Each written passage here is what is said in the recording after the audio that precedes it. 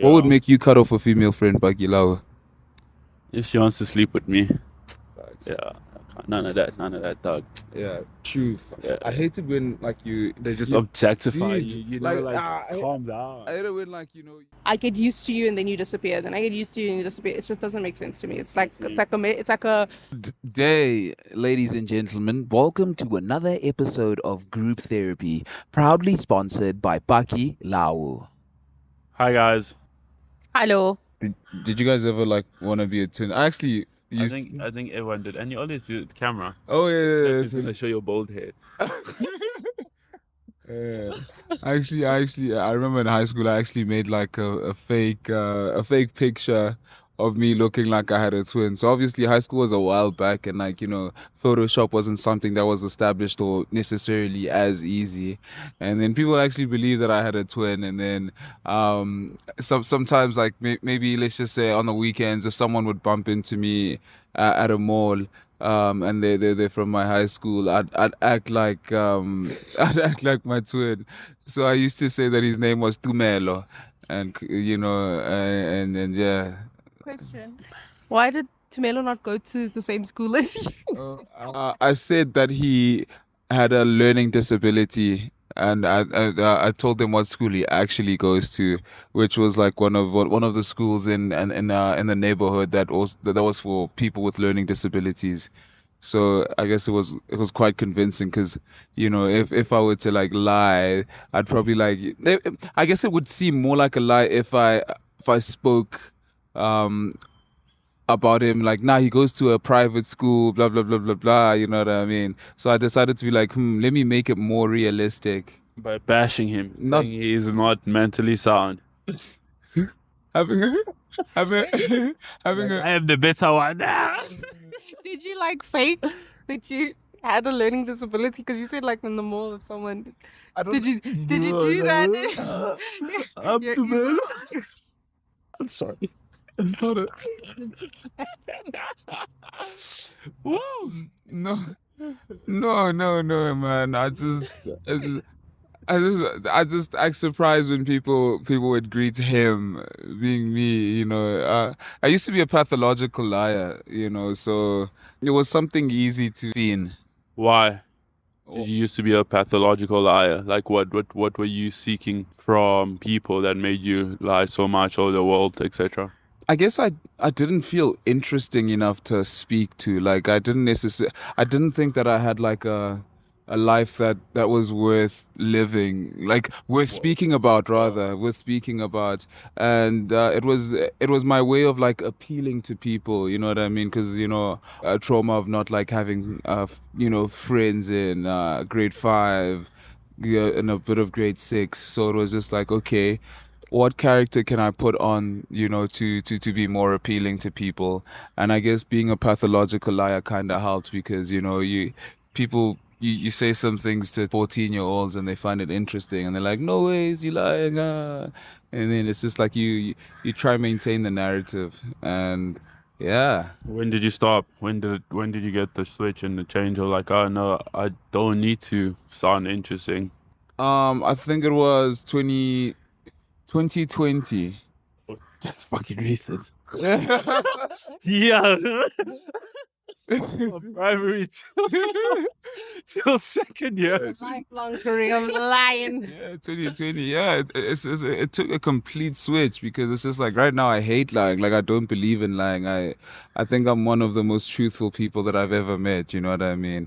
So yeah, I made the switch because I feel like honesty is such a great virtue. When someone trusts you, it fosters a deeper sense of loyalty, because they know that you'd never lie to them, and they know that you have their back, and they know that whatever happens, if they ask you about a certain thing that took place, they can always trust you enough to tell the truth. And that's the kind of character that I've enjoyed developing. I see.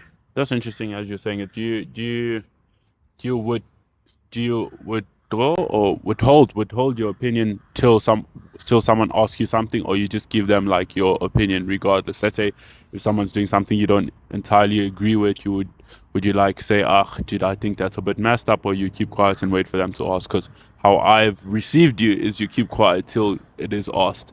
I don't understand how you've received me that way, because I never withhold, like, you know, and Romeo, what do you think? Bro, sticking shit. Then why were you quiet? Ish dog. I think it depends on, like, you know, the situation. I think romantically I'm more confrontational as opposed to like within friendships. I don't necessarily know why that is. Obviously I'm a guy that believes in, like, you know, long-term relationships and wanting things to, like, you know, work out for like a really long time. So when I see a certain flaw that's worth addressing, you know, I try my best to address it in a well packaged manner. And maybe sometimes it might not necessarily be received that way, and it's a bit discouraging going forth. And maybe that discouragement overflows into confrontation within, like, you know, friendship environments. But I guess it varies from people to people, because there are friends that you're like more confrontational with, and there are friends that you're less confrontational with. I'm just confrontational, period. Yeah, Like, I if know. it- It's okay. I am? Yeah. What? You haven't experienced it, have you? No. Yes, I have. How? You like to like stir up. You're a bit of a stirrer. But that's when I'm joking. I mean, like, if it's like there's an actual issue, I'll be like, Well, I don't know with that. Yeah. No, I know with that because I've seen it before. with who? With Romeo. Oh. When? Yeah, dog. It was bad. Oh yeah. It was Yeah. hectic. Oh. Oh, that. Oh. But that, yeah, it was Yeah. bad. Well, remind me of the conversation. You being sensitive.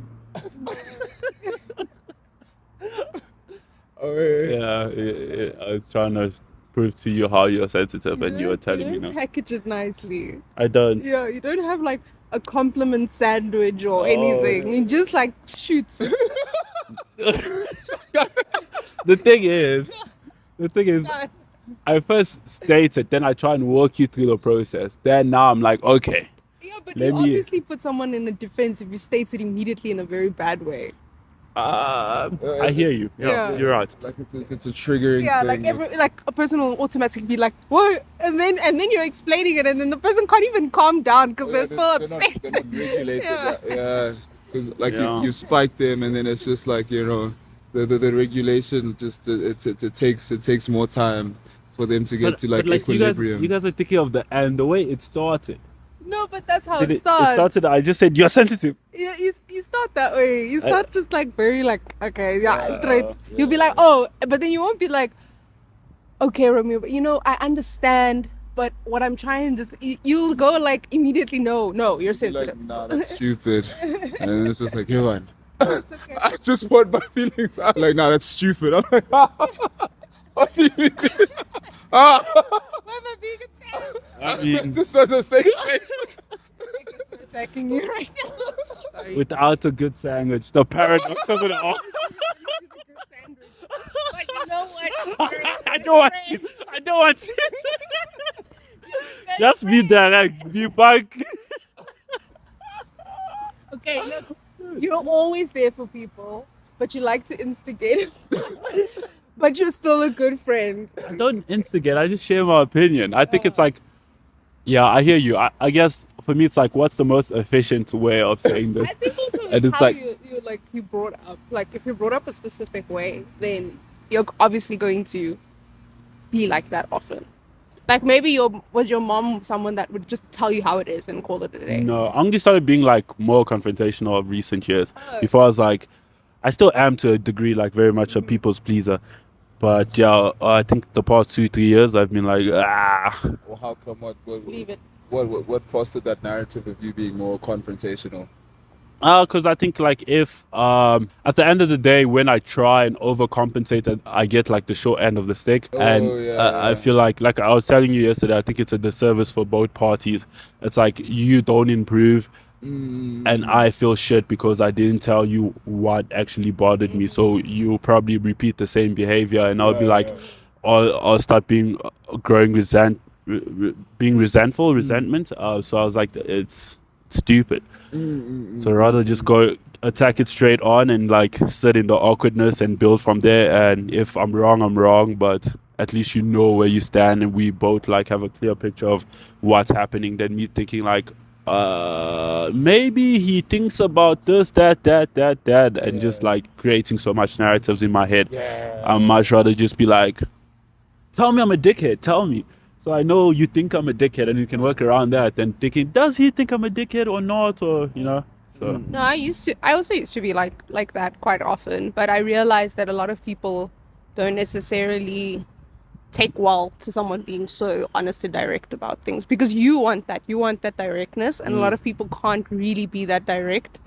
And then what happens is when you're very direct, they don't end up being direct towards you, and then you get the cycle of this person holding it in and be like, you're so direct, like in your, but they never end up telling you like, dude, how you say things hurt me. And then it becomes a blow up. Like eventually throughout your friendship, you say now one small little thing, and then that person completely blows up on you.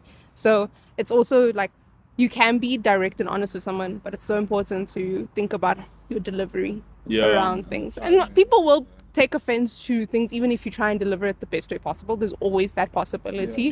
But understand that people will take that, like that there is that possibility, and it kind of like protects you from not feeling offended if someone is offended by what you're saying in the nicest way possible. I think there was a podcast that I was watching of Simon Sinek. And he was he was essentially saying that he went to go watch like his friend perform, and his friend wanted him to see the performance, and I think he or she was super excited, and he asked she asked, how did I do? And he thought it was terrible. But he was like, oh no, she's on the high, or he's on the high, and he doesn't want to break her down. But he didn't lie. He was like, I'm so proud of you that you were able to do that. And kind of like swayed away from actually saying the actual opinion. I hear you.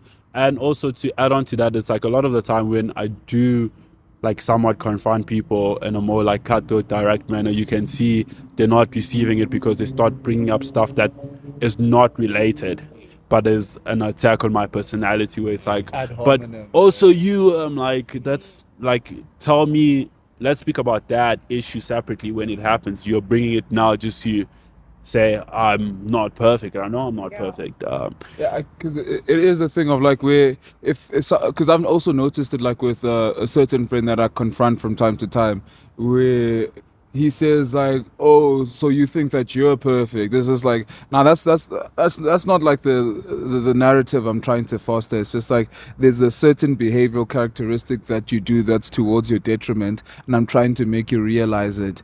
And you know, with you saying that, oh, okay, you're doing this because you think that you're better. It's not that I think that I'm better. I think that you could be better. You know what I mean? Yeah. What would make you guys cut off a friend?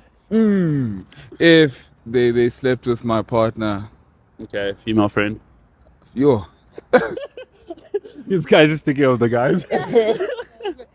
Oh, it's so difficult to imagine me cutting off any of my female friends, man, because they've been such good people to me. It's a hypothetical, bro. Like what? I'm saying it's difficult to imagine, but if they just start becoming someone who doesn't have your best interests at heart, like someone who denies you of opportunity that you've clearly expressed that you wanted, for instance, like job opportunity and everything, and if it's something that they come across and maybe they don't send it to you, or they transpire against you, and they just so someone who's like really ill-intentioned when it comes to like, you know, your pursuit, your different avenues of pursuit in life, and someone who's just constantly like mean with no basis of being mean. It's just like, yo, dude, I love you and you're my friend. Why are you being hurtful? Like, cause so sometimes, for instance, like with Zippo, like, you know, we're mean to each other, and it's more of like of a banter thing. You know what I mean? If there was no banter around that like meanness, you know, it'd be like, damn, you actually mean what you say. What would make you cut off a female friend, Bagilao? If she wants to sleep with me. Yeah, none of that, dog. Yeah, truth. Yeah. I hate it when like They just objectify dude, you. You know, calm down. I hate it when like you're friends with a girl, and then 6 months later she actually reveals that she wants you. It's just like you finally found like someone who you thought was genuine. Khante, she just wants to get into your pants. Bro, I hate she's it when just that like happens. every other girl. It's like every other girl, bro. Girls should stop doing that. Dude, Honestly. like I thought I met a genuine friend, and then all of Yeah. a sudden you're like, It's like, you have a why- crush on me or whatever. Like, Why do girls do that? Like we're so- friends. Yeah. Stop trying to get into my pants. chill out. Chill out.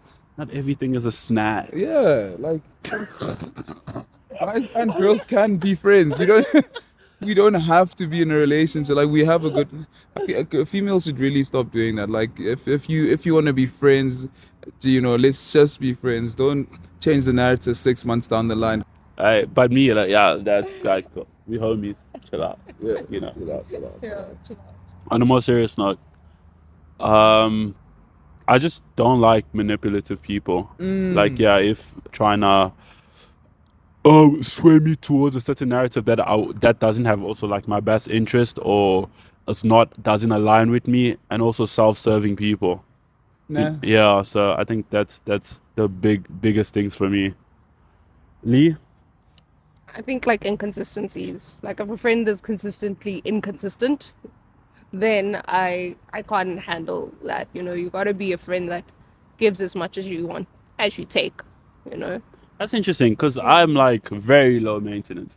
So like if someone's inconsistent, I don't really mind. As long as I kind of like have a feel of your heart, it's cool. So if you can like disappear for 6 months, and then when you see each other again, I'm like, whoa, what's up? Because I know and I guess that's just the nature of maybe guy friendships. I think it's different. If for instance, because I have a friend that I speak to randomly, right? Yeah. And we kind of understand each other, but it's in a sense of when I speak to him, I'm like always with making a plan or something, or then it's a sort of thing. But like if it's a thing of like when you do get the chance to speak to me, then you disappear, and then you kind of like mid conversation you're gone. It just doesn't make sense to me. I see. Yeah, like friends like that, or like for instance if you they just hit you up when it's convenient. yeah Okay, I see. yeah, like it's inconsistent. If I know you as a person that's like very chilled and quiet and low maintenance, you're not necessarily going to speak to me or whatever. I'm fine with that because I know your personality and I understand. But if I know you're someone that's always on your phone and all of a sudden you don't speak to me for 6 Yeah. months, that doesn't make sense to me. I guess I missed the consistency part of it, where it's like even if it's a friend that I speak to every 6 months, they still Yeah, consistently they're absent. So it's like Don't you guys have like abandonment issues? Like, because I mean, if you stop speaking to me for 6 months, I'd feel hurt by that. Like, I'd be like, Yeah, but yeah. you understand it's because you know that he's someone that would talk to you often, if because it's now it becomes inconsistent. yeah, but if it's someone that's like a person known to just not speak, like this person doesn't even know where their phone is most of the day, then I can understand like how this person is. And if you're Yeah. very busy, you're a very busy person, I can get that. But if it's like you reach out to me and we're having this thing and then you just disappear, it just doesn't make sense. Because for me, it just feels like, oh, okay, well, you just needed me for like a quick, I don't know, attention, and then you go away. Yeah. So. But do you think it's okay to take people's absence personal? Like, what context would allow you to take someone's absence personal? If they consistently spoke to you and then all of a sudden they disappear and there's no like actual valid reason. Sometimes a friend does come back to you and they tell you like, hey, I disappeared because of A, B, and C, like I was really in a bad place. But then you can have a conversation about like how you can be better next time. But if it's a thing that this friend like does, they're with you, they speak to you, and then all of a sudden they disappear and they just don't exist, and then they come back and they act like I'm like, oh, wouldn't Yo, dude, What's that gonna happened to me. I think I guess the major thing is like change in behavior, because it's Yeah. like what is actually happening. It just This something changed. What happened? Why are you absent? So it's Yeah. like if you were consistently absent, it's fine. Now it's like you're looking inwards and being like, okay, and then like what happened? What, talk did to I me, say yeah. something? And then, It's more like a it's like that instability. You don't want an unstable relationship, no matter what the relationship is. If you've got if you've got an understanding that, hey, bruh, I'll speak to you when I speak to you, but when I speak to you, we're gonna talk. But then it's someone that's just like there when they're there, then all of a sudden they're gone, and then they come again, and then they're there for quite some time, and then they're missing. It's just too chaotic for my life, and I can't handle. I get used to you and then you disappear. Then I get used to you and you disappear. It just doesn't make sense to me. It's like a freaking father that left and went to go fetch the milk and then comes back in your life for vibes and then goes away. No, I don't have time for that in any other relationship. I'm not triggered, bro. I'm triggered. You. I'm sorry. Our fathers left differently. Yeah.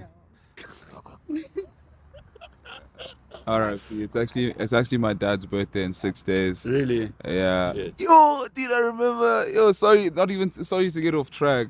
So 2020, I have a thing with this girl, my first love, right? And I tell her, so I saw a week later after my dad's birthday. I was like, oh, it was my dad's birthday, last week. And then she was like, oh, why didn't you tell me? I was like, oh, no, I don't know. And she's like, you should have told me, would have gotten a cake. Oh my God, I felt like crying. I was like, oh my word. Oh, dude, I felt like shedding a tear. Like, I felt so loved. I felt so loved. Because no one's ever, Oh, okay. I misinterpreted that. I thought you came felt up like with that idea. I thought he felt like crying because he missed his dad. No, it's because I know now. Yeah, but that was my first. Yeah, I was like, oh, okay. But yeah, how do you know when someone's truly remorseful when they apologize? Because a lot of people can paint like certain situations to make their reasons for leaving justifiable by using like a lot of emotive language, but not necessarily being remorseful. So how do you truly know that someone's remorseful? The minute that they try and justify the reasons for something, the minute that they are like, this, you can explain, you can have like an explanation, but you want to justify, you want to prove that you were right for hurting someone. That's not an apology. That's not remorseful. If you're remorseful, you know that you did wrong, and you immediately say like, I did a very wrong thing. I'm so sorry. There's no excuse. Finish. And you can be like, and they'll be like, why did that happen? Then we go into an explanation. But you trying to justify why you hurt me it's not a honest apology. It's more like it's a form of like gaslighting, form of manipulation. They're trying to make you feel bad about feeling hurt about something, and I don't like that. Yeah. A certain situation happened like with someone I was friends with.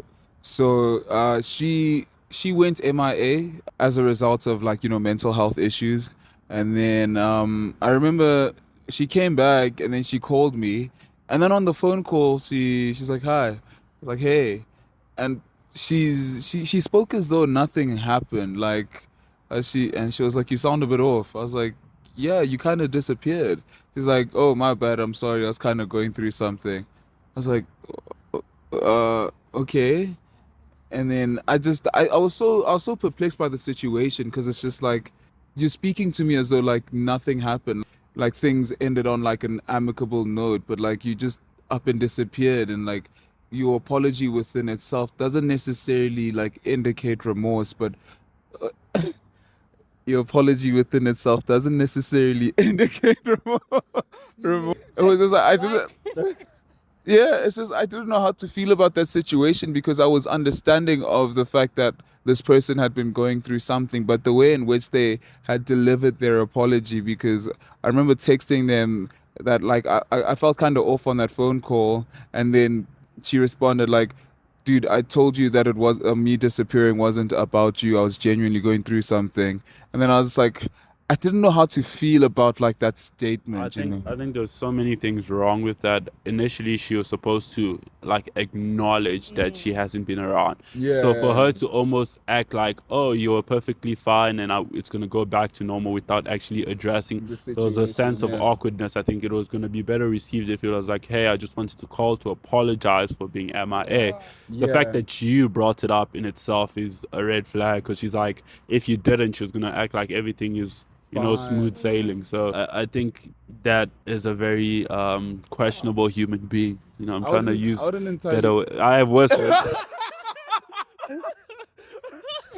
I have worse words. So, questionable. I think I think for instance I've had a situation where I didn't know that I wronged someone, right? And I wasn't aware of it until that person's boyfriend told me that this person felt some kind of way. They didn't bring up. And in that situation, even though your automatic thing is to be like, I was not aware that hurt you, you have to immediately like not look at yourself and just look at the fact that you just hurt someone, unintentional or intentional, it does grant a way for you to be like, you know what, I'm going to recognize that what you're talking about hurt you, and I should apologize for that because I can have a better way of going about things in future, instead of automatically trying to go with your ego and trying to be like, but I didn't. Yes, we know you're not a bad person, but you unintentionally hurt someone, and that is something that you do need to like recognize that maybe that's what you need to do, because we're human, we're flawed, and that's okay to grow out of something like that. That's something I struggle with, because I think even people that like have maybe an issue with me, they're a bit reluctant because I'm combative. So when they wanna like maybe express their discontent, or they are very worried that like I'll say something like that's stupid. so because I'm very much of a like, okay, let's sit down and walk through this and try and understand your headspace, and if you felt this way and you didn't tell me you felt this way, how am I supposed to know, etc. Where it's like, I guess in a sense it takes away from their feeling, because it's like, yeah, they still felt what they felt. And I also have my own experience, but I gauge they like, maybe I'm overreacting, and I think that probably makes the situation worse, because when they do come and present the discontent, I'm like, yes, you are overreacting. Initially, that's what I signal. But yeah, working on it, Slay Queen. I think it's also important that when there's an apology where you want to discuss like something that happened wrong, I think it's so important that even a person that's receiving the apology, that they don't continue harp on what happened as well, because then it can perpetuate a situation where the person that is trying to apologize can become defensive as well. I think it's important for you to, if you feel that the apology was sincere, I don't say like, because some people are very insincere in their apologies, but if you feel that it was a sincere apology, don't try and like find a reason why that person did that. More like understand that they apologize and be accepting of that, and then maybe later on you guys can have, because in that situation it can be very combative. Like you can be like, but you did this, but why did you do this, but why did you, and this I think it can be a little bit much. I hear you, but I think that there's a value in finding the reasons, so there can be change of behavior. So I think if we just like receive and not address, it could happen again. No, like, I think you can address, but sometimes a situation is the way it is, like someone didn't have intentions of hurting you, and then because you feel like that person had an intention of hurting you, want to try and find the reason why they wanted to hurt you, and sometimes that isn't the reason. You understand? But I think you can still address like what happened and how you can move forward, but without making it like this situation where you're trying to fight. I guess for me it's not like maybe if I'm still speaking to you, I don't think you intentionally wanted to hurt me, or else there wouldn't be a discussion. I'm trying to find out like, okay, what set behavior made you act like this, and how can we improve it? And obviously it wasn't malicious, but I still received it the way I did. So how can we fix it in the future? So by investigating, maybe it's like a trauma response or whatever. It's like, okay, how can you be cognitive of like the mishaps you're doing in real time and how it makes other people feel? If I think you were trying to hurt me, like why am I facing someone that was trying to do ill to me and being like, okay, let's fix things? And so, I think you're a bad person and you're selfish and you don't care for me, because someone that cares for me wouldn't try and hurt me. No, definitely. And it's I read somewhere, or in the 7 Principles of Making Marriage Work by Dr. John Cotton. No. It's a concept that, so when it comes to like a confrontation, right? So there's two parties, A and B, right? Sometimes during an argument, like someone would present a problem, not necessarily intending to find a solution. Like they present a problem in the sense that they're trying to create some sort of like hierarchy between you and them. So instead, like person B apologizes, constantly and acknowledges what you're feeling, and then it's just like, oh, so you think an apology is just gonna make things go away? It's just like, why would you say that when you presented a problem and in my head you're trying to resolve the issue? So what person A is trying to do is basically they trying to like speak down on that person so that they look like, Superior? yeah, yeah, so basically like the underlying tone of the confrontation is like, some sort of like superiority complex, and like there's no resolution in that because the person's not seeking resolution. They're just seeking like a boost of their ego and to like put you down, which is something that's so baffling. Like it's they traps for you in the argument. Like they saying, so if this happened, they try and make they give you a hypothetical situation, and then they try to foster it to to the actual reality,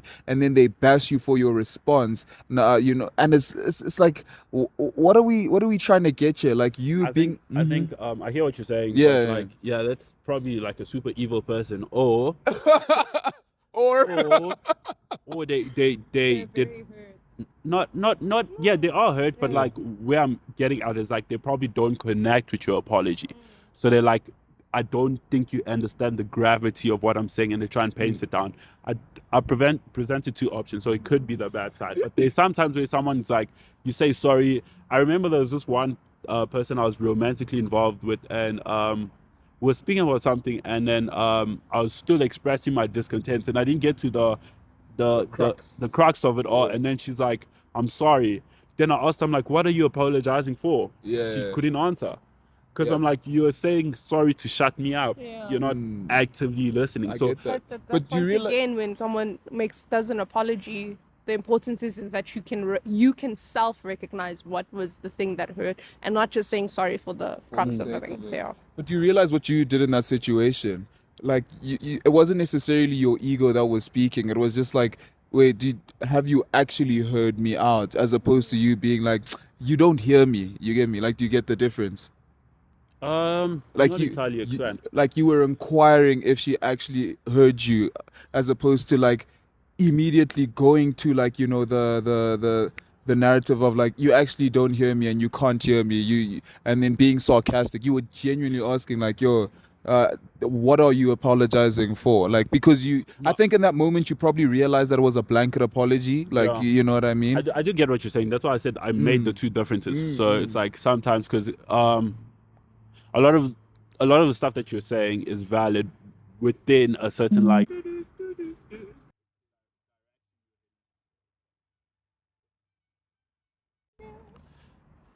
There was an ad break and I forgot my train of thought. Your train of thought was basically, we were talking about blanket apologies and we were talking about that situation. Oh yes, I was just trying to say it's just people should be cognitive and aware, because I guess the stuff that you're saying could also easily enable people to just like not take full accountability and just make themselves the victim in a sad situation where it's like I said I'm sorry, so like what more do you want? Like sometimes it's like there's it's like you're not you don't understand, and because you don't understand, I can't accept your apology because you're just saying sorry, bye.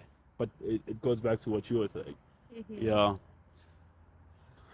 It's so baffling, man. And there are people who I said this on Instagram the other day, where a certain situation may present itself, right? And there's a person who's been done wrong, then there's a person who's the wrongdoer, right? And the wrongdoer, the person who's been done wrong addresses the wrongdoer, and the wrongdoer apologizes, but then the wrongdoer feels like shit because, they feel like they've been a bad person, and all of a sudden the wrongdoer now withdraws, right? And now that withdrawal kind of makes the person who's been done wrong feel bad about confronting a certain situation, because now it's just like this person is all of a sudden like quiet, and it's just like, now why do I feel bad about like you having done me wrong? Like why have you switched the narrative around and switched the tables around to make yourself look like the victim, whereas like I was addressing something that you did wrong? It's quite a play. Like It has it's happened a lot where I'm like, how the fuck am I apologizing? like like what? why am I Did we apologizing get for here? receiving an apology? Like You know, like what? Now I must feel bad because you made me feel like Not about addressing my problem. Addressing my problem. It's so crazy. why do you Sometimes- guys do that? why, do, mean? why do women have a tendency of doing that? Like Of what? of like switching the narrative. Because sometimes we react to your wrongdoing as well. But it's just like it's in that moment. In that moment, it's about me. It's about what you've done to me and how you've hurt me. And now, I don't know, because that's not how I don't often react in that way. I think with my boyfriend, whenever he brings up something that I've done wrong, I do take full accountability for it. So I don't know, but maybe also I'm not aware. Maybe also I'm not aware that maybe I do that. So I can't answer that question because I personally don't know. and it's crazy. I hate blanket apologies. Yeah, it's tough But being I a think- good person, But I man. think it's not only women that do that. I think men do that as well. There Yeah. can be a thing where I think you say you're the one that's in the wrong, but then you're like, but you have made this situation like that. I think guys do it a lot. Yeah. You know, in the castle, we be like, manji yakwata boy. Ya kwatile. Like, you're actually angry, dog. Are you serious? You're Gaslighting, angry. yeah. Yeah. Trying to make you feel. Then you're like, oh yeah, I am angry, and now they're making you feel shit. Yeah. It's like, dog, you stabbed me, bro. Like, Dude, I- really, you're angry for this? Dog, this guy. And it's like, gaslighting. I think guys actually do it much worse, actually. Especially when, like, you know, those serial cheaters, and when a girl is trying to confront them and they're like, oh no, but the way you made me feel, you pushed me into getting that and this. I've seen so much of that happen, of like shifting the blame with guys. Yeah, hey, manipulation is crazy, man. Yeah. Like, because it's just like if it's something that you're not able to spot, it's just like, you know, you keep digging a deeper and deeper hole. You know, you get handed the shovel, and it's just like, dig this hole, it'll get you somewhere. But it's just like, you know, you're getting buried, and you're getting buried in deceit and, you know, dishonesty. And you when you come out of that grave, you come out a bitter person wanting to wreak havoc on the world. It's such a terrible place to be in. Yeah. What was your gaslighting methods? I'm not, I'm not a gaslighter.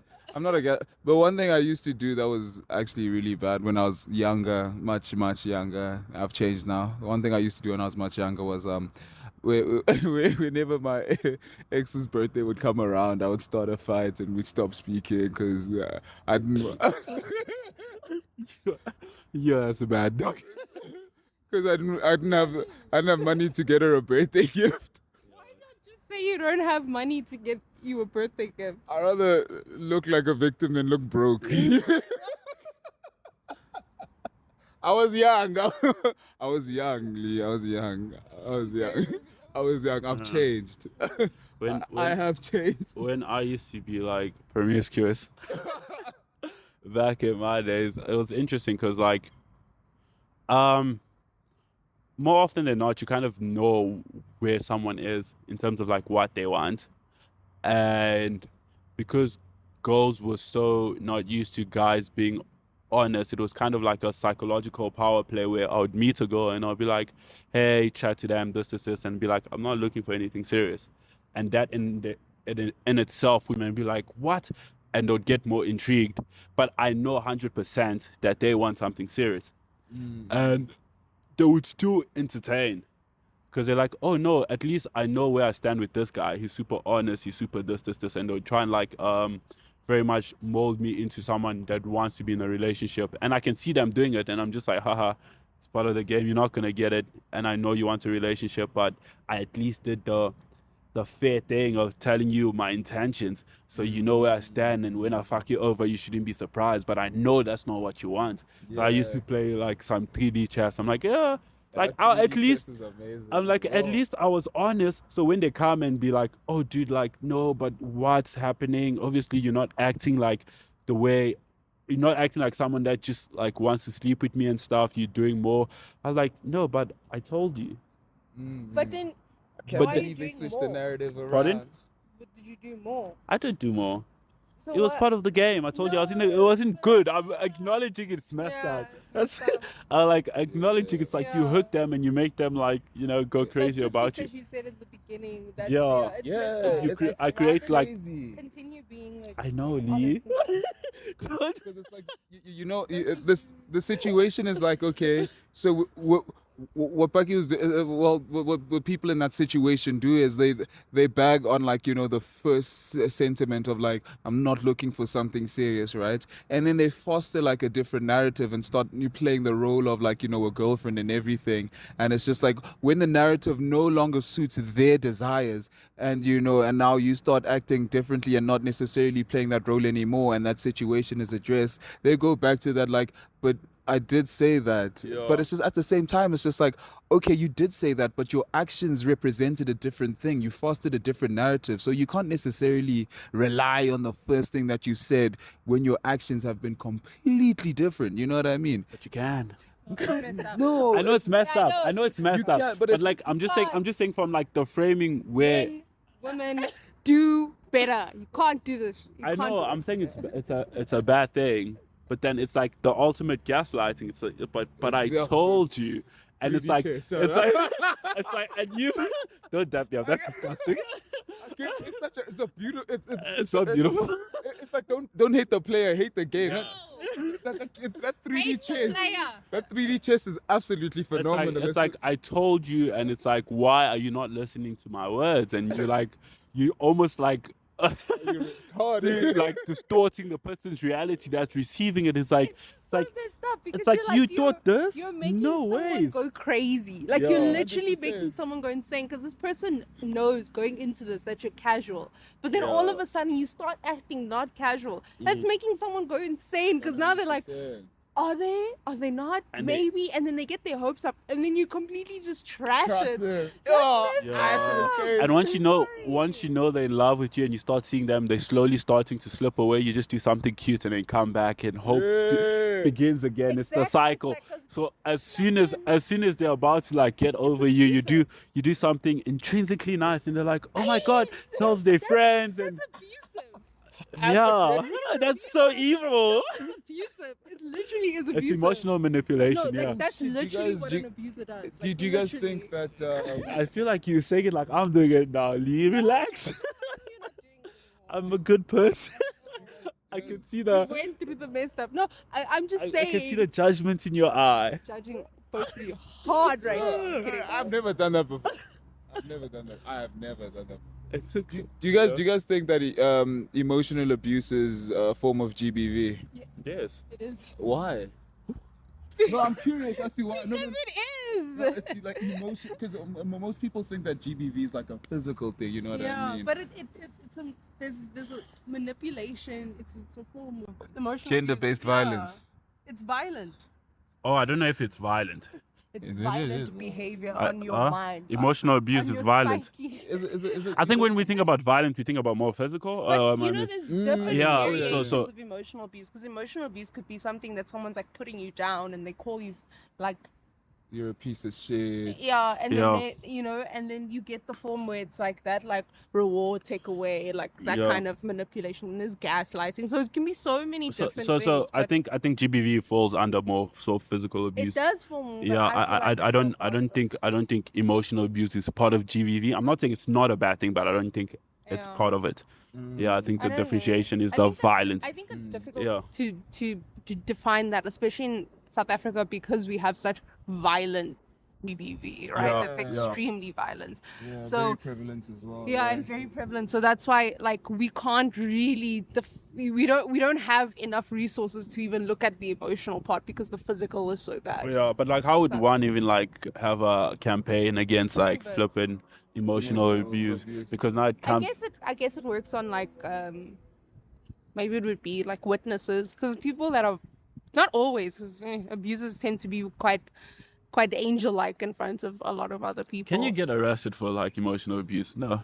I Actually, think if it has a financial connection, I think you can.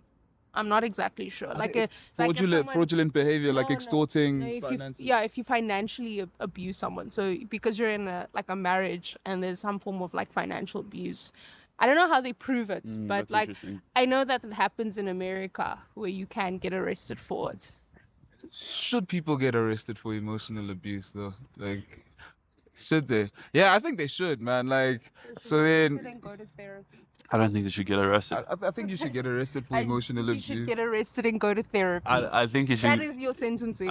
You need to go to like like 3 months worth of therapy. Yeah. I think they should be put like in a psych ward of where like the principal of the psych ward is like, okay, you have 2 months here. If you keep doing with these positive behaviors, like they say, like if you keep like watering the garden, planting the trees, we'll let you out in 2 months. And then they do that for 2 months. And then at the end of the 2 months, the person says, "Now we're just joking. You're here for 2 years." And crushing their hope. And now they're like, if you want to get out here in 2 years, you have to figure out what we think is right. You're literally And then- giving out Dante's Inferno, basically. What's that now? I mean, don't you know about Dante's Inferno? Soweto. Eden Park. Sounds like you have trees. We do. What's Dante's Inferno? It's a book about hell, basically, and like you would get your punishment would be what you did wrong on earth. So like people that gluttony, they'll get fed consistently. And I never fully read the book, but Yeah. my brother read it because he was an English major in university. Yeah. So like he told me about the book, and basically, it's you literally get what you've done, but like continuously. So then it becomes torture. So you're basically doing. Like, you're basically Why does that excite you so much? It's concerning, yeah. It's such a crazy narrative because imagine like the nigga says there like, okay, yeah, these 2 months, yeah, now you have to figure out what you think we'll think is right, and then over those 2 years, right? Dude, it brings you too you- much joy. Stop. But like, you're exposing your dark side. Go do some shadow work, bro. Please. Concept now. It sounds so Please, crazy. please. You want to be a Yeah, lawyer and you are that's being like crazy, this. dude. What a situation. It's so interesting. Like obviously, I explained the headspace that I used to be at when I was doing like just moving funny. But it's so interesting that like once you in it and you let's say you zoom out of it, you can't unsee it. So like even now interactions and stuff that I go into, I see it within like 2 different roads. Like I could, if someone says something and I can see they're vulnerable and susceptible to manipulation, it's like, oh no, let me pick up this person, or I could destroy them. And which one I usually choose pick up. But like, it's so interesting to gauge and like see like, oh no, she's looking for reassurance right now. They could either reassure or use this to like meets my my priors and be like, how do I cultivate this to make her, Don't show people your vulnerability, guys. it's so interesting how you just see the 2 different worlds that you could get into. Yeah, and it kind of makes you with that being said, it kind of makes you like apprehensive to like, to lay your cards out on the table, because it's just like now people see your plays and they see your fears, your vulnerabilities, and you see theirs as well, but you don't necessarily know how they play. You know what I mean? Sometimes you can pick up how they play. Yes, sometimes you can, but like, Yeah. when you're so like emotionally invested within someone, like it's difficult for you to believe that they would do you wrong. Like there's certain situations in my life where I was emotionally invested with someone, and it was so perplexing, like it was so baffling to think that you actually did this to me. Like you. That's like interesting because I think differently. I'm like, How so? everyone can do me wrong. But if for instance, God forbid, your partner right now does you wrong, and isn't it something that would just like take you away? Like, Yeah, why- but it will take me away, but I haven't taken it out of my reality. So like I wouldn't want that to happen. But then if it happens, I'll be like, damn. But it's not something I'm like, this is impossible. you can't say And that. I don't function with the, oh no, I'm always thinking that she might betray me or whatever. Oh, but okay, it's a possibility. And if she does it, I would hate it. But it's like, yeah, the world is cold. Because I feel like if I take out that possibility and I'm like, maybe in your head space, it will crush me even more. It It's like does. The impact is devastating. it will destroy me to the ground because it's like discovering God doesn't exist. Yeah. It's But I think I makes you question everything. I genuinely believe in enveloping yourself in that situation where, like, thinking that narrative of her hurting you is absolutely impossible. But Like, it is possible. yeah, I know it is So possible, you but I'm choose saying to put yourself in a state of delusion. 100%. But like, it's not delusion. It's just like unwavering trust. You know what I mean? It's just like, I trust you. You know, and it's because I feel like being a skeptic. Like, and I know you're not actively a skeptic, but it's just like, obviously it goes to that, like, a positive sentiment override where, like, you know, your good feelings for them outweigh the bad ones. So much so, like, you fostered this reality and narrative in your mind that the last person this person would ever do is hurt me. You know what I mean? So much. It's like So such a distant let me- reality that let it's me- yeah let me- seems let me- impossible. Yeah. Let me paint a picture. Maybe I think it's gonna make you understand it better. It's Yeah. like, I know that you can crush me, that you can destroy me, that you have this information about me that can destroy my world, or like you know how to press every button. But because I love you, I give you that power. So the power of being able to do so. So it's like me understanding that this person can destroy me and chooses not to is where like my love is. It's like worst case scenario, it could happen. She could betray me. She could be whatever, but she chooses not to. So that's why I can open up and be like, oh no, I love you some more because you've chosen time and time again that it's a safe space. Does that take away from the reality that she could switch up? No. But why are you presenting like chooses not to, like, you presenting like crushing you as an option? Like, it's just like, Because it is, Romeo. I don't think it's an option. That makes no sense. It's literally people are you the way you're framing it is like you're not susceptible to betrayal. You are. Yes, I am. Yes. But I don't. I'd only realize it's an option when it happens. It's like, oh, you did that. Okay, that's not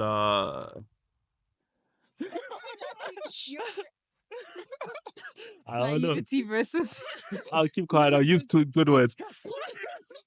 I'm not distrusting. I trust you and I choose to give you this world, but I know it's a Yeah, possibility. no. I'm not taking away the possibility and being like, it could never happen. Because that's I'm intrinsically lying to myself. But okay, let's use a different character in this sense. You don't think your mom would ever, like? Do you think your mom has the option to crush you? Yes. She chooses not to. Because there are people in this world who have been crushed by their mother. By their parents. So But like, their parents. but you like- you can choose to be a bad parent. You should not choose to be a bad parent, but you can choose to be a bad parent. Okay, overall, your parent is a great parent. They've been your parents since you were born, right? Yeah. And then, you know, a good parent rather since you were born, like, and you've then loved you them your whole life. Romeo. And then you make the decision of for some people being gay, and then their mother that's been great to them all their life now says, nah. That's not my son. So my point is, someone can be a perfect human being and like keep showing up, but then the possibility of them doing something bad is not impossible. That's what I'm saying. You're kind of saying it's impossible, which is For me, yeah, it's impossible till it happens. Okay. okay. That's just the narrative I've chosen. I guess yeah. You try and Yeah. optimize to be optimistic, but it is possible, and it doesn't make me like be on my toe and be like, Mom, what are you doing? But what My partner. I'm saying that the degree of possibility is minimal when you envelop yourself. So because it's so minimal, it's negligible. Like, is that the right word? Yeah, it's negligible. You don't have to take it into account. Like, when you do friction, air friction. When someone betrays you, you're gonna be destroyed. 100%. You're gonna be and why would you put yourself in that position? Because you don't think that they're gonna hurt you. Yeah? So it's just like you go in that narrative of thinking, oh my gosh, I just met this person, I love them, you know, and they would never hurt me. And when they do, it's just like, damn, and now you're crushed, and it's just like you pick yourself back up again. Do you believe, like, I'm not saying like, do you believe preparation is a good thing? I mean, prevention is better than cure in certain in other situations. Obviously, but like I think within. Preparation. You think prevention? Oh shit! Yeah, yeah. No, no, no. I was it was an analogous quote. It's an analogous quote. So what I mean to say is that like. I don't think the narrative of prevention is better than cure will necessarily breed like productivity within your love life, because it's just like you're like, okay, I love this person, right? I do a lot, but like there is a possibility that she might hurt me, and I know it's not something that's constantly like picking at you, but it's just like when you've been with someone for so long, you just harbor good feelings towards them, that the idea of them hurting you is it could be a reality, but it's such a distant reality, like 0.001% chance of it happening, You right? can't put a number to it. In your mind. Okay. And it's just like you think it's negligible, and because it's negligible in your mind, it won't happen. And when it does happen, you're shocked. But it's just like it's better to have loved with your giving your all than to have loved half-heartedly. That's what I'm saying. Like, because I feel like if I harbor the narrative of like this person could hurt me, then I feel like I'd be loving half-heartedly with a bit of like my walls being high. I choose to fully yeet. You know what I mean? Yeah, Like I drown, dog. so for me, Like you can, for instance, Paki can love fully with that knowledge of blocking himself, whereas you 100%. can't open yourself fully because if you think that this person can hurt you, so you're the type of person to never take someone back. I'm kidding, no, no, Paki, no. but For me, it's like knowing all that I know and the magnitude of what she could do, and she chooses not to, makes me love her more. It's like I'm not gonna live in the states of delusion and be like, oh, it's fractionally impossible. There's no data around it. She can. There's so much opportunities, and you like there'll be someone better, more money, taller, what. She knows her car, she knows everything. It's like, but she chooses. Yeah, I get that. Yes. I get that. I agree with you on that, in the sense of like I know you have the option to go with someone else. Option to do a lot of stuff. Yeah, cool. Like for instance, like But the way it sounds, it sounds like you are saying you are revoking all those reality out. You're almost like you're saying it's fractionally impossible. It's like no. I don't you know think what I'm saying, right? So I guess it's different. The I guess the part B to that is like I always think like when I get married to someone, I want them to have the option to leave me, right? So that I know that they're choosing to stay. They're not with me circumstantially. They're not with me because of like the sunken cost fallacy of like, oh, we've been together for so long, we might as well stay. I don't want that. I want you to genuinely have the option to leave me but choose to stay. You know what I mean? But at the back of my mind, I know that you would never hurt me. I know it's a bit like there's a whole lot of nuance to it, and there's like a whole lot of complexity to it. I'm 24, I'm figuring shit out. Give me time. Damn, bro. Give me time, dog. but like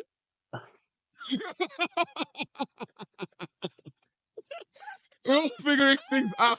None of us here are right. We will be right when we're probably like 60 and I don't clocking. think we'll ever be right because there's no right to it.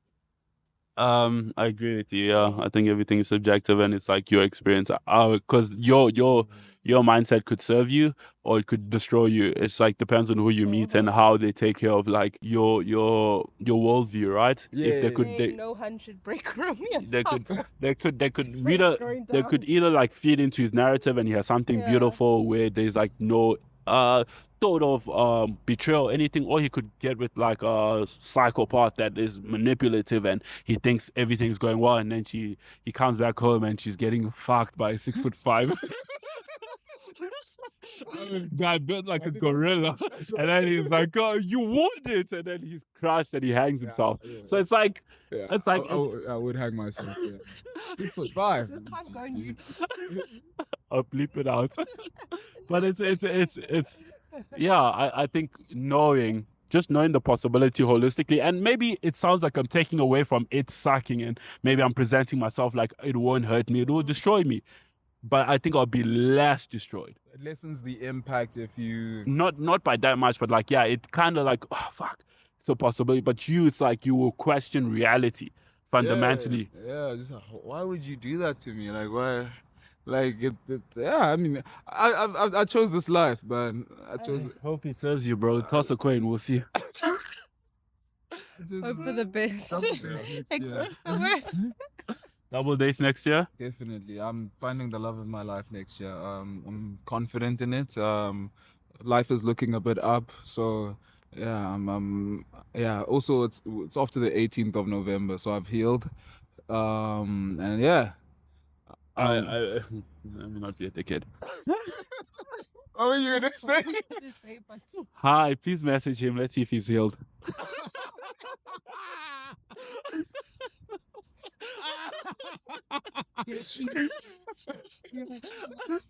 Let's find out on the next episode.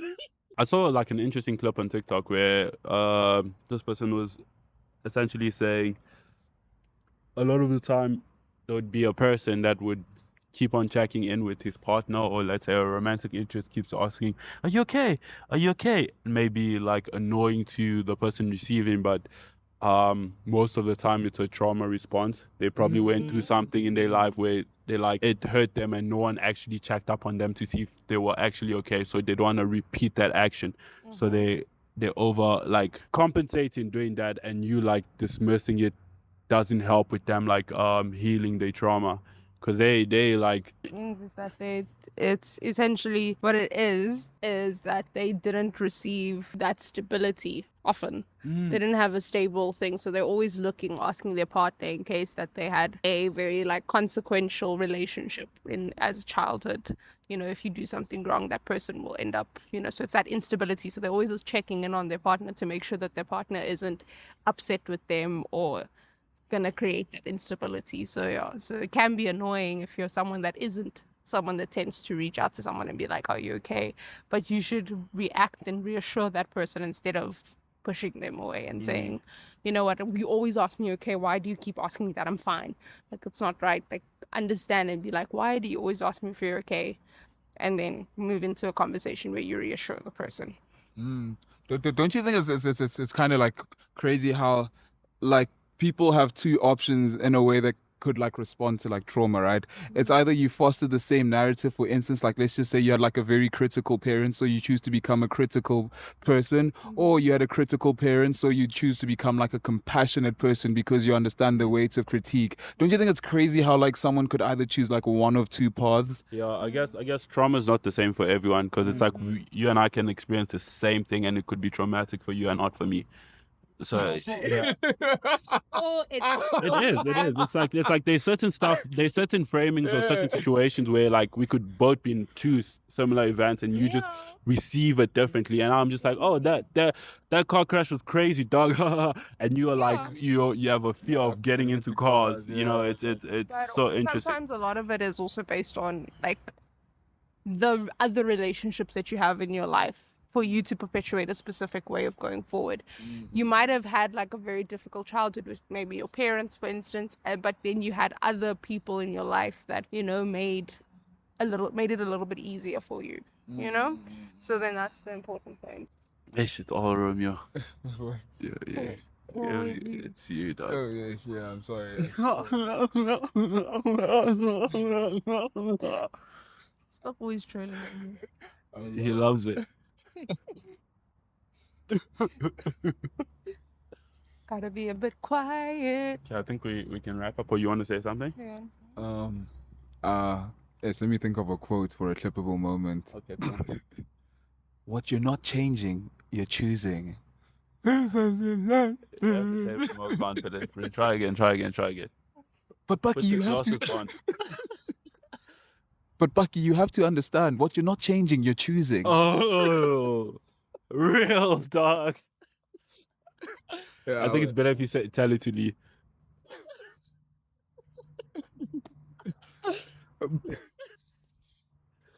But Lee, you have to understand. What you're not changing, you're choosing. Okay. Hi guys, I hope you guys liked this episode of Group Therapy. Let us know what you'd like us to speak about. Comment, subscribe, do all the fun stuff.